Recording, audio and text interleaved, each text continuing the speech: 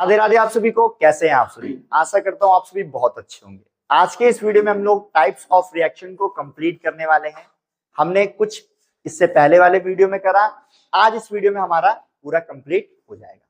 इस वीडियो में हम लोग कौन कौन से टाइप जानेंगे, तो हम लोग जानेंगे displacement reaction, double displacement reaction, oxidation reaction, reduction reaction, redox reaction, precipitation reaction.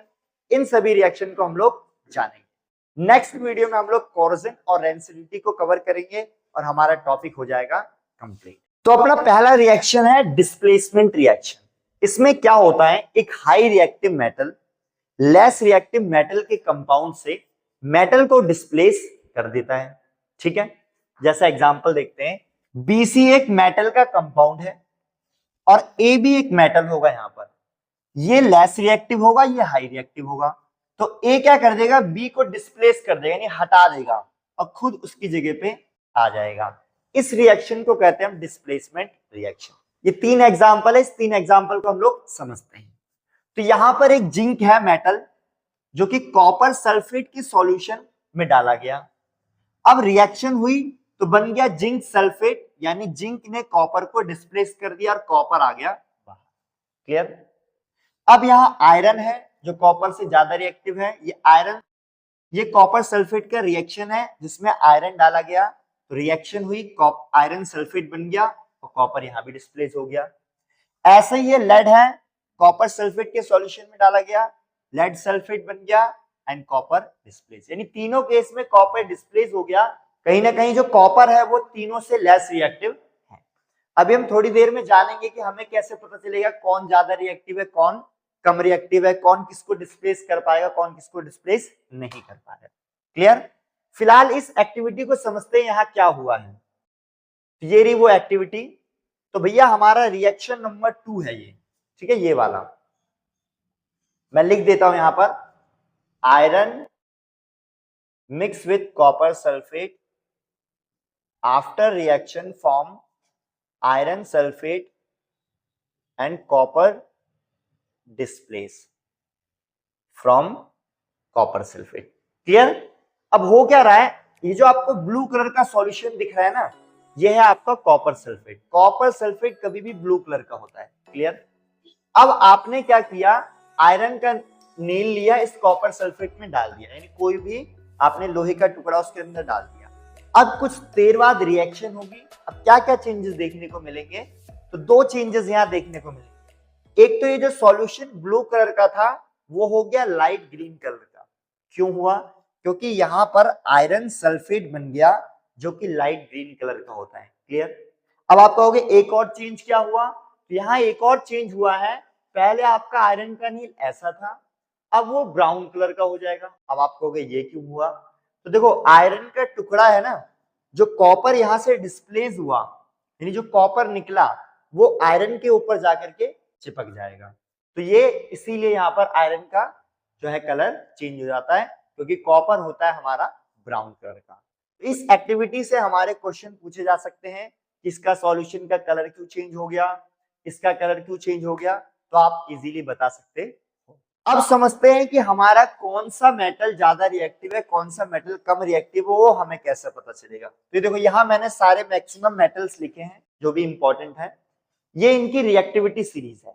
जो सबसे ऊपर है वो हाई रिएक्टिव है, उसके जैसे जैसे नीचे आ रहे हैं उसकी रिएक्टिविटी क्या हो रही है, कम होती जा रही है। ठीक है, जैसे पहले नंबर पे पोटेशियम, सोडियम, ये बताओ क्या है, very good. Calcium, magnesium, aluminium, zinc, iron, lead, hydrogen, copper, mercury, silver और गोल्ड, ये हमारा नॉन मेटल है, ये बीच में आता है। ठीक है, बाकी सारे हमारे क्या है। अब इसको याद कैसे रखते हैं, इसको याद करने का तरीका है, काली नाथ का माली आलू जड़ा फीके पकाता है, क्यों, HgAgAu, ये याद करने का इसका तरीका है। ठीक है, अब मैं आपसे कुछ क्वेश्चन पूछता हूं, आप बताना कौन ज्यादा रिएक्टिव है, कौन कम रिएक्टिव है। मैंने उठाया यहां से कैल्शियम और उठाया मैंने सोडियम। अब आप बताओ कौन ज्यादा रिएक्टिव है, कैल्शियम या सोडियम, बताओ। बहुत बढ़िया, कौन है, सोडियम। अब आप कहोगे क्यों, क्योंकि सोडियम ऊपर है, कैल्शियम नीचे। तो जो सोडियम है वो कैल्शियम के कंपाउंड से कैल्शियम को डिस्प्लेस कर सकता है, लेकिन अगर कैल्शियम चाहे तो सोडियम को डिस्प्लेस कर सकता है? नहीं। अच्छा, एक और पूछता हूं मैं, मेरा यहां पर सिल्वर है और मेरा यहां पर एल्युमिनियम है, बताओ कौन ज्यादा रिएक्टिव है, सिल्वर या एल्युमिनियम? वेरी गुड, एल्युमिनियम, क्योंकि जो ऊपर है वो ज्यादा रिएक्टिव है, जो नीचे है वो कम रिएक्टिव है। होप आपको ये कॉन्सेप्ट समझ आया। अब हमारा अगला रिएक्शन है डबल डिस्प्लेसमेंट रिएक्शन। इसमें क्या होगा, दो कंपाउंड होंगे, उनके आयंस का एक्सचेंज होगा। अब आयंस क्या होते हैं वो समझते हैं। मान लो एक कंपाउंड है Na2SO4, ठीक है, इसके पास होता है पॉजिटिव चार्ज, इसके पास होता है नेगेटिव चार्ज, ये होते हैं आयंस, ठीक है। जब हमने किसी कंपाउंड को सेपरेट कर दिया तो एक को हम कहते हैं पॉजिटिव आयन, एक को नेगेटिव आयन है, यानी ये है आयंस। क्लियर? अब यहां पर दो, एक कंपाउंड ये है, एक कंपाउंड ये है, यहां पर आयंस का एक्सचेंज होगा। कैसे? ए के साथ अभी बी है, जो बी है ना, ये इसका एक्सचेंज होगा, बी और डी का एक्सचेंज होगा, ये डी इधर आ जाएगा और ये बी इधर आ जाएगा। क्लियर? अब देखते हैं कैसे। तो ए के साथ क्या आ गया, डी, और सी के साथ क्या आ गया आपका, ये हो गया आयंस का एक्सचेंज। अब इसका एग्जांपल देखते हैं हम लोग। तो Na2SO4 एक कंपाउंड है, BaCl2 एक कंपाउंड है। अब Na के पास इस समय SO4 है, अब रिएक्शन के बाद Cl आ जाएगा। देखो Na के पास क्या आ गया, Cl, और Ba के पास क्या आ गया, SO4। तो ये हो गया आयंस का एक्सचेंज। ऐसे अगले रिएक्शन में KBr और Bi2, KBr था, अब K के साथ I2 आ जाएगा, यानी I आ गया। अब Ba के पास I था, क्या आ जाएगा, Br। तो ये है आपका आयंस का एक्सचेंज और डबल डिस्प्लेसमेंट रिएक्शन। इसमें दो जगह डिस्प्लेस, सिंगल में क्या था, एक डिस्प्लेस कर रहा था, उसके घर में एंट्री ले रहा था, उसको भगा दे रहा था। यहां नहीं हो रहा, यहां तू मेरे घर में आ जा और मैं तेरे घर में चला जाता। जैसे ये हमारा एक्सपेरिमेंट दे रखा है, तो ये वाले रिएक्शन का एक्सपेरिमेंट है, ठीक है।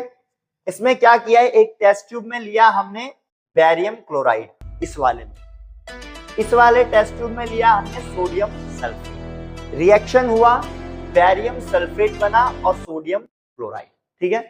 अब जो बेरियम सल्फेट है वो यहां पर जमा हो गया, दिख रहा है यहां पर।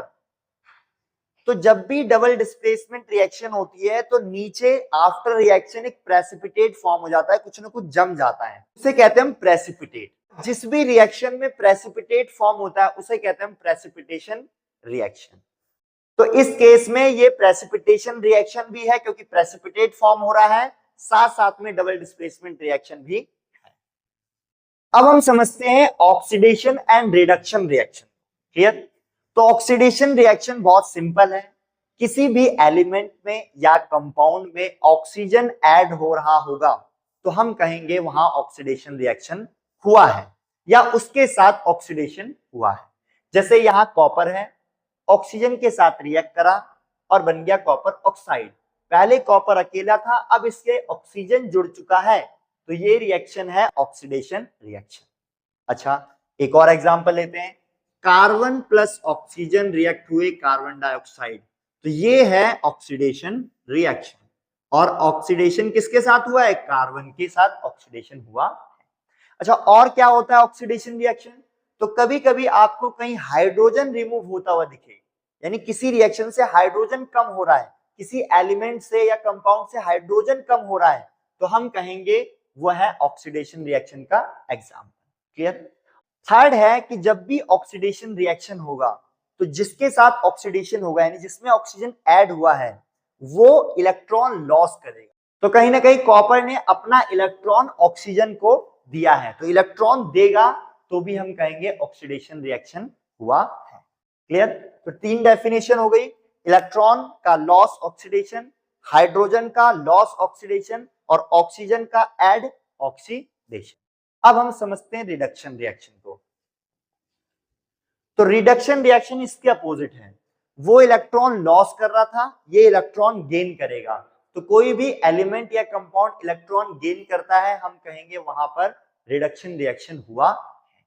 दूसरा, रिमूवल ऑफ ऑक्सीजन, यानी ऑक्सीजन कहीं से हट रहा है, ऑक्सीडेशन में ऐड हो रहा था, यहां रिमूव होगा, तो हम कहेंगे रिडक्शन हुआ। या हाइड्रोजन का गेन होना, भी कहलाता है रिडक्शन रिएक्शन। जैसे उसमें हाइड्रोजन का लॉस हो रहा था, इसमें गेन, यानी पूरा अपोजिट है। जैसे यहां पर देखो, पहले ये कॉपर ऑक्साइड था, आफ्टर रिएक्शन यहां पर ऑक्सीजन हट गया, तो यहां पर इसके साथ हुआ है रिडक्शन। अब आप कहोगे क्यों? क्योंकि भैया इसके पास ऑक्सीजन था, अब इसके पास ऑक्सीजन नहीं है, तो कॉपर ऑक्साइड के साथ यहां पर हुआ है रिडक्शन।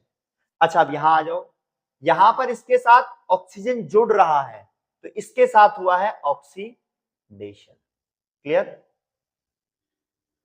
अब ये एक ऐसा रिएक्शन है जिसमें एक कंपाउंड के साथ हुआ रिडक्शन, दूसरे कंपाउंड के साथ हुआ ऑक्सीडेशन। जब भी आपको किसी रिएक्शन में रिडक्शन और ऑक्सीडेशन एक साथ देखने को मिले, तो उस रिएक्शन को हम लोग कहते हैं रेडॉक्स रिएक्शन। यानी ये जो रिएक्शन है आपका रेडॉक्स रिएक्शन का एग्जाम्पल भी, क्योंकि यहां पर ऑक्सीडेशन रिडक्शन एक ही रिएक्शन में हो रहे हैं।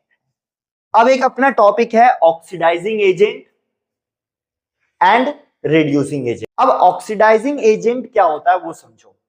तो जिसके साथ ऑक्सीडेशन हुआ है वो होता है रिड्यूसिंग एजेंट, याद रखना, याद करने वाला कॉन्सेप्ट है। और जिसके साथ रिडक्शन हुआ है वो होता है ऑक्सीडाइजिंग एजेंट। रिवर्स हो जाता है फिर से, जिसके साथ ऑक्सीडेशन हुआ है वो रिड्यूसिंग एजेंट होगा, जिसके साथ रिडक्शन हुआ है वो ऑक्सीडाइजिंग एजेंट होता है। जैसे इस क्वेश्चन में देखो, इसके साथ हुआ है रिडक्शन, यानी कॉपर ऑक्साइड के साथ क्या हुआ है आप खुद बताओ, रिडक्शन।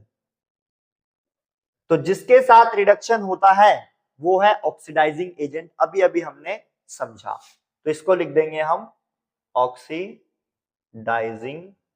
एजेंट है ये। क्यों? अभी हम थोड़ी देर में जानेंगे, रिवर्स है। चलो, अब इसके साथ ऑक्सीडेशन हुआ है, यानी हाइड्रोजन के साथ क्या हुआ है, ऑक्सीडेशन। तो भैया ये ऑक्सीडेशन हुआ है, तो ये क्या होगा जल्दी बताओ, रिवर्स। ऑक्सीडेशन हुआ है तो ये होगा रिड्यूसिंग एजेंट। समझ आया? जिसके साथ ऑक्सीडेशन वो रिड्यूसिंग एजेंट, जिसके साथ रिडक्शन वो ऑक्सीडाइजिंग एजेंट। ये पेपर में क्वेश्चन आ जाता है, इसमें बताओ किसके साथ ऑक्सीडेशन हुआ है, किसके साथ रिडक्शन हो गया, कौन ऑक्सीडाइजिंग एजेंट है, कौन रिड्यूसिंग एजेंट है। चार चीजें पूछ सकता है एक रिएक्शन आपको दे करके। अब हम समझते हैं कि भैया ये जिसके साथ रिडक्शन हुआ ये ऑक्सीडाइजिंग एजेंट क्यों है। तो देखो, कॉपर ऑक्साइड किसी को ऑक्सीजन दे रहा है ना, यही तो अपना ऑक्सीजन इसको दे रहा है, तो कहीं ना कहीं ये ऑक्सीडाइजिंग एजेंट हुआ कि नहीं, ऑक्सीजन देने वाला ऑक्सीडाइजिंग एजेंट। अब हम समझते हैं कि यहां पर हमारा हाइड्रोजन जो है वो रिड्यूसिंग एजेंट है। अब ये क्यों है रिड्यूसिंग एजेंट? देखो, हाइड्रोजन है तभी इसका ऑक्सीजन इसके पास आ रहा है, यानी इसका ऑक्सीजन चोरी किया जा रहा है हाइड्रोजन के कारण। कौन कॉपर ऑक्साइड को रिड्यूस कर रहा है? तो हाइड्रोजन ही तो रिड्यूस कर रहा है, तो यहां पर हाइड्रोजन हो गया रिड्यूसिंग एजेंट। फिर से समझो, ऑक्सीजन ये दे रहा है इसीलिए ऑक्सीडाइजिंग एजेंट, ये ऑक्सीजन ले रहा है यानी इसको रिड्यूस कर रहा है, तो ऑक्सीजन ले करके, तो ये हो गया रिड्यूसिंग एजेंट। तो जो ऑक्सीजन दे रहा है वो ऑक्सीडाइजिंग एजेंट, जो ऑक्सीजन ले रहा है वो होता है रिड्यूसिंग। क्लियर? अब रेडॉक्स रिएक्शन मैंने समझा ही दिया है। तो एक रिएक्शन में रिडक्शन हो रहा है, साथ साथ में ऑक्सीडेशन, यहां पर हो रहा है रिडक्शन, यहां हो रहा है ऑक्सीडेशन। ये एग्जांपल है हमारा रेडॉक्स रिएक्शन का।